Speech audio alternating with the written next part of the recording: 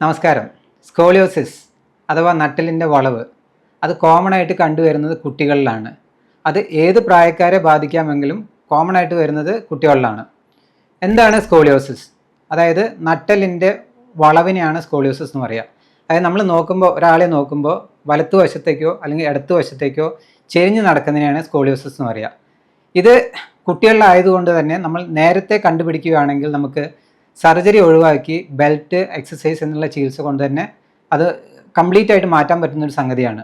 അപ്പോൾ നേരത്തെ കണ്ടുപിടിക്കുക എന്നുള്ളതാണ് സ്കോളിയോസിനെ സംബന്ധിച്ച് ഏറ്റവും ഇമ്പോർട്ടൻ്റ് ആയിട്ടുള്ള കാര്യം.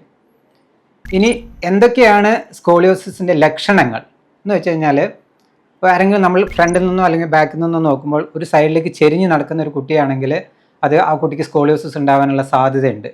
അല്ലെങ്കിൽ ഒരു ഷോൾഡർ കുറച്ച് പൊന്തി നിൽക്കുക, അല്ലെങ്കിൽ നമ്മുടെ തോൾപ്പലക ഒരു ഭാഗത്ത് പൊന്തി നിൽക്കുകയാണെങ്കിൽ ആ കുട്ടിക്ക് സ്കോളിയോസിസ് ഉണ്ടാകാനുള്ള സാധ്യതയുണ്ട്. അല്ലെങ്കിൽ നമ്മൾ കുട്ടി ഇങ്ങനെ ചെരിഞ്ഞ് നിന്നിട്ട് ഈ ശരീരവും കൈയും തമ്മിലുള്ള ഡിസ്റ്റൻസ് വളരെ മറ്റേ സൈഡായിട്ട് കമ്പയർ ചെയ്ത് നോക്കുമ്പോൾ ചെരിഞ്ഞ് നിൽക്കുകയാണെങ്കിലും അതിൽ വ്യത്യാസം ഉണ്ടാകും, അതും ആ കുട്ടിക്കും സ്കോളിയോസിസ് ഉണ്ടാകാനുള്ള സാധ്യതയുണ്ട്. മൂന്നാമതായിട്ട് നമ്മൾ മുന്നോട്ട് കുനിഞ്ഞു നിൽക്കുമ്പോൾ കൂന് അല്ലെങ്കിൽ ഒരു ഭാഗം നട്ടെല്ലിൻ്റെ ഒരു ഭാഗം പൊന്തി നിൽക്കുകയാണെങ്കിൽ ആ കുട്ടിക്കും സ്കോളിയോസിസ് ഉണ്ടാകാനുള്ള സാധ്യതയുണ്ട്. ഇങ്ങനെയുള്ള ആരെങ്കിലും കുട്ടികൾ നിങ്ങളുടെ കുടുംബത്തിലോ അല്ലെങ്കിൽ നമ്മുടെ പരിസരത്തോ അല്ലെങ്കിൽ സ്കൂളിലോ അല്ലെങ്കിൽ അറിയാവുന്ന ആരെങ്കിലും ഉണ്ടെങ്കിൽ ആ കുട്ടികളെ നമ്മൾ നേരത്തെ കണ്ടുപിടിക്കുകയും അതിനുവേണ്ടിയുള്ള നേരത്തെ നമ്മൾ ടെസ്റ്റുകളൊക്കെ ചെയ്തു കഴിഞ്ഞാൽ നമുക്ക് നേരത്തെ കണ്ടുപിടിക്കാം. അങ്ങനെയാണെങ്കിൽ ആ കുട്ടികൾക്ക് നേരത്തെ ചികിത്സ കൊടുത്തു കഴിഞ്ഞാൽ നമുക്ക് സർജറി അങ്ങനെയുള്ള സംഗതികൾ മേജറായിട്ടുള്ള കോംപ്ലിക്കേഷൻസ് ഒഴിവാക്കുകയും ചെയ്യാം. ഈ സ്കോളിയോസിൻ്റെ ഒരു ലേറ്റർ അല്ലെങ്കിൽ നമ്മൾ ഡിറ്റക്ട് ചെയ്യാതെ പോയി കഴിഞ്ഞാൽ പ്രോബ്ലം എന്താ വെച്ച് കഴിഞ്ഞാൽ ലേറ്റായിട്ട്, അതായത് വളരെ സിവിയർ കർവായി കഴിഞ്ഞാൽ ആ കുട്ടിക്ക് ശ്വാസം എടുക്കുന്നതിനോ ഇല്ല ശ്വാസകോശത്തിനുള്ള പ്രശ്നങ്ങളോ അല്ലെങ്കിൽ ഹാർട്ടിനുള്ള പ്രശ്നങ്ങളോ അല്ലെങ്കിൽ നടക്കാനുള്ള ബുദ്ധിമുട്ടുകളോ അങ്ങനെയൊക്കെ വരാം. അപ്പോൾ ആ സ്റ്റേജിലേക്ക് പോവുക എന്നുള്ളതാണ് നമ്മൾ നേരത്തെ കണ്ടുപിടിക്കുന്നുണ്ടുള്ള ഗുണം. മെയിനായിട്ട് 8ാം ക്ലാസ് തൊട്ടിട്ട് 12ാം ക്ലാസ് വരെയുള്ള കുട്ടി, അതായത് പെട്ടെന്ന് വളരുന്ന പ്രായത്തിലുള്ള കുട്ടികളിലാണ് കോമൺ ആയിട്ട് കാണാറ്. അതും പെൺകുട്ടികളിലാണ് കോമൺ ആയിട്ട് കാണാറ്.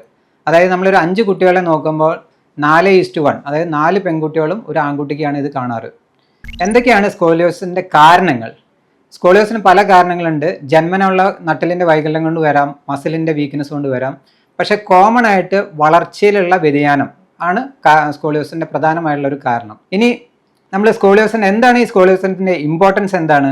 ഈ നട്ടലിന് വളവ് വന്നു കഴിഞ്ഞാൽ നമ്മൾ ചികിത്സ എടുത്തില്ലെങ്കിൽ അത് ഗ്രാജുവലി പ്രോഗ്രസ് ചെയ്തിട്ട് അത് നമ്മുടെ ശ്വാസകോശത്തിനെയും അല്ലെങ്കിൽ ഹൃദയത്തിനെയും അല്ലെങ്കിൽ നടക്കുന്നതിനൊക്കെ ബുദ്ധിമുട്ട് വരാൻ സാധ്യതയുണ്ട്. അപ്പോൾ ഏറ്റവും ഇമ്പോർട്ടൻ്റ് കാര്യം എന്താ, എല്ലാ അസുഖത്തിനുമാതിരി തന്നെ പ്രതിരോധിക്കുക അല്ലെങ്കിൽ നേരത്തെ കണ്ടുപിടിച്ച് ചികിത്സ എടുത്തു കഴിഞ്ഞാൽ അതിൻ്റെ മൂർധന്യാവസ്ഥയിലേക്ക് പോകാതെ നമുക്കത് പ്രിവെൻറ്റ് ചെയ്യാമെന്നുള്ളതാണ് ഈ നേരത്തെ കണ്ടുപിടിക്കുന്നതിനുള്ള ഗുണങ്ങൾ. ഇനി ഇങ്ങനെ സ്കോളിയോസിസ് സംശയമുള്ള കുട്ടികൾ നമ്മുടെ അടുത്ത് ആരെങ്കിലും ഉണ്ട്, നമ്മുടെ അയൽപക്കത്തുണ്ട് അല്ലെങ്കിൽ നമ്മുടെ സ്കൂളിലുണ്ട് അല്ലെങ്കിൽ നമ്മുടെ സമൂഹത്തിൽ നിങ്ങൾ ആരെങ്കിലും നോട്ട് ചെയ്തുള്ള കുട്ടി ഉണ്ടെങ്കിൽ നമ്മുടെ സമൂഹത്തിൽ വളരെയധികം ക്യാമ്പുകൾ സ്കോളിയോസിൻ്റെ അവയർനെസ്സും ഡിറ്റക്ഷനും വേണ്ടിയുള്ള ക്യാമ്പുകൾ നടക്കുന്നുണ്ട്. നിങ്ങളതെല്ലാം ഉപയോഗപ്പെടുത്തിയിട്ട് അതിനുള്ള ചികിത്സ നേരത്തെ എടുക്കണം. നേരത്തെ എടുത്തു കഴിഞ്ഞാൽ നമുക്ക് അതിന് കോംപ്ലിക്കേഷൻസ് എല്ലാം ഒഴിവാക്കാം. അതേമാതിരി നേരത്തെ നമ്മൾ കണ്ടുപിടിച്ച മോസ്റ്റ് ഇമ്പോർട്ടൻറ്റ് തിങ് എന്താ വെച്ച് കഴിഞ്ഞാൽ നമുക്ക് നേരത്തെ കണ്ടുപിടിച്ച് കഴിഞ്ഞാൽ സർജറി അവോയ്ഡ് ചെയ്യാം അല്ലെങ്കിൽ ഒഴിവാക്കാം എന്നുള്ളതാണ്. നമുക്ക് എക്സസൈസ് കൊണ്ടോ അല്ലെങ്കിൽ നമ്മുടെ ബ്രേസ് ബെൽറ്റ് ഇട്ടുകൊണ്ടോ അല്ലെങ്കിൽ പോസ്ചർ കറക്ഷൻ ചെയ്തുകൊണ്ടോ നമുക്ക് സ്കോളിയോസിസ് കംപ്ലീറ്റ് ആയിട്ട് ഏർലി സ്റ്റേജിൽ കണ്ടുപിടിച്ച് കഴിഞ്ഞാൽ നമുക്കത് ക്ലിയർ ആക്കാൻ പറ്റുന്ന സംഗതിയാണ്. ലേറ്റ് ആയ സ്റ്റേജിലേക്ക് പോകുമ്പോഴാണ് കോംപ്ലിക്കേഷൻസ് ഉണ്ടാവുക. അപ്പോൾ നാട്ടിൽ ഇങ്ങനെ നടക്കുന്ന ക്യാമ്പുകൾ, സ്കോളിയോസിസ് അവയർനെസ് അല്ലെങ്കിൽ ഡിറ്റക്ഷൻ ക്യാമ്പുകൾ പങ്കെടുക്കുക. അതിൽ കുട്ടികൾക്ക് വേണ്ടിയുള്ള ഡോക്ടർമാരിൽ നിന്നുള്ള വിദഗ്ധ ചികിത്സയും അല്ലെങ്കിൽ അവരിൽ നിന്നുള്ള ഒപ്പീനിയൻ എടുക്കുക. അത് എന്നിട്ട് മുന്നോട്ട് പോവുക.